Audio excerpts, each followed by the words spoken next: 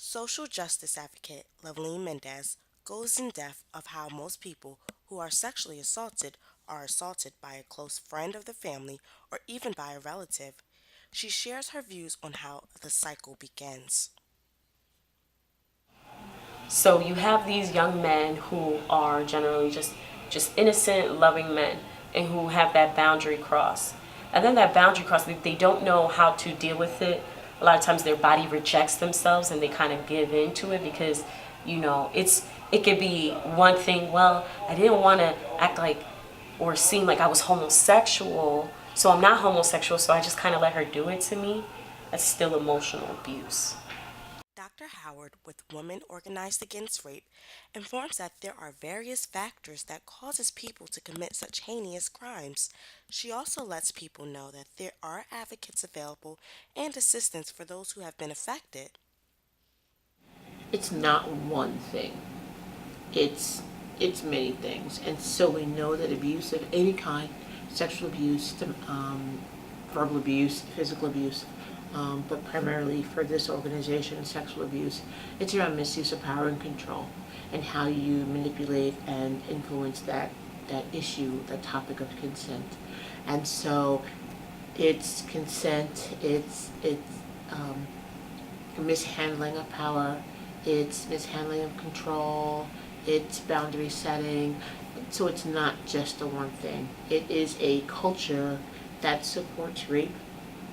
So we live in a time where rape is supported, and in our movies, in our music, in the way people act and interact with each other, and the fact that the leader of a great nation has said publicly that he grabs women in their genitals and that's okay,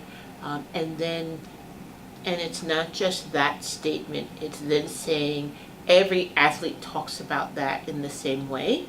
And so now you're impacting an entire athletic community, and then the athletic community then has to stand up and say, no, actually, that's not what we talk about in the locker room. Um, but how that was poo pooed.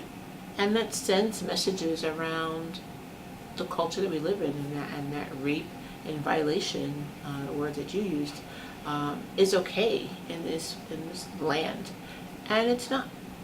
I think if you look into the perspective of the people who spoke to the girls who brought it to light and how they try to minimize their voice, I think that had to be the biggest light bulb that went off in my head, just to see how people minimize it so much. You have these girls talking to you and saying, this is what Harvey Weinstein is doing to me or did to me, and it's doing to several other girls, and people literally just said, well, that's just Harvey.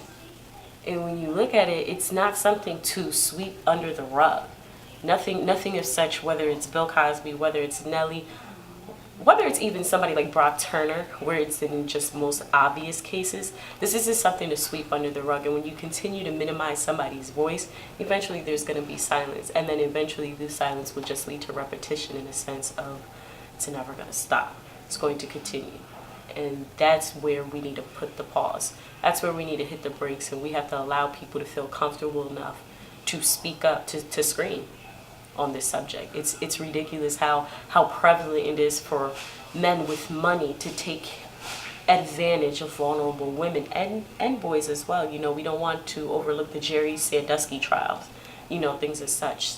There's men and women who are still being attacked, vulnerable men and women who are still being attacked and taken advantage of.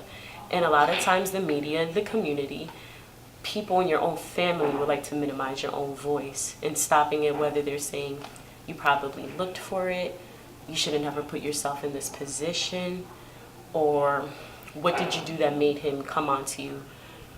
The media, a lot of times, and just society in general, like to say, oh, what are you wearing as a woman? As if what I'm wearing is going to bring somebody on to me, to sexually assault, to rape me, and things like that. When in reality, there was a study done on prison inmates who are rapists, and they could have said, well, not that they could have said, but they did say, the reason why I attacked her is because she has a ponytail, and it's easier to grab her. Red turns me on. She had red lipstick on that day.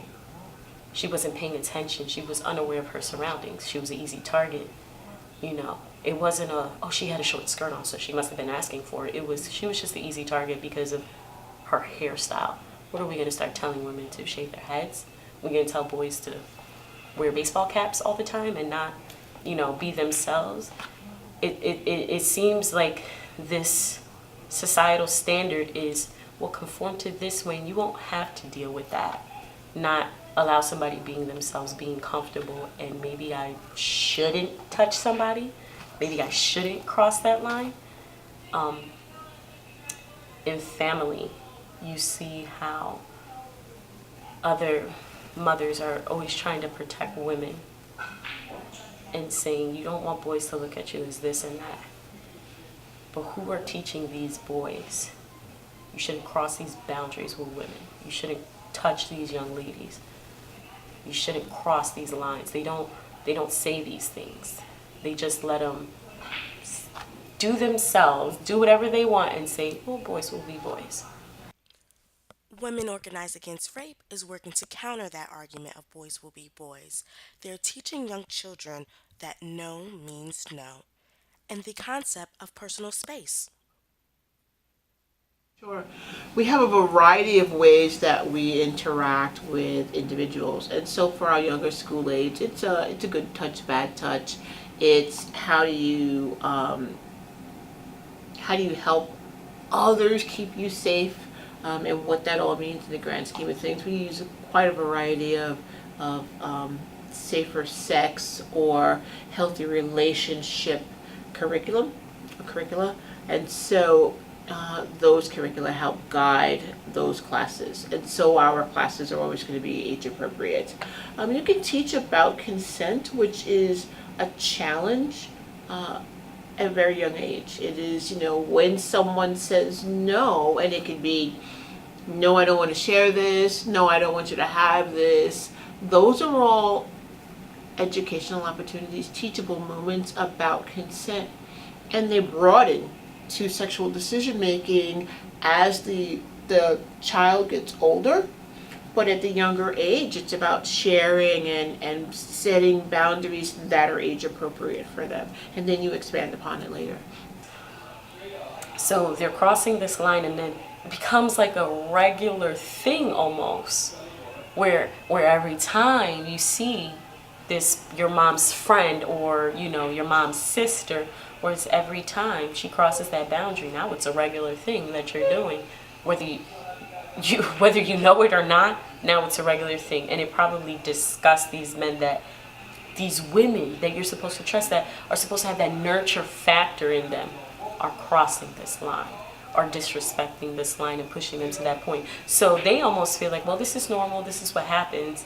So either they do it to other little boys or they do it to other women. And so it's this cycle. Or it can be that they're so, how do I say this? They could be the complete opposite.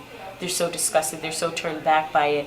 It's so traumatizing to them that either they will go into a place where it's like, I don't want nobody near my kid because this happened to me. Not understanding what consent means, that it has to be given, that if the only response that's allowable to move forward with any behaviors, yes, that you have to talk about receiving permission, and the importance of communication in relationships, regardless of what the relationships are, and how to navigate that.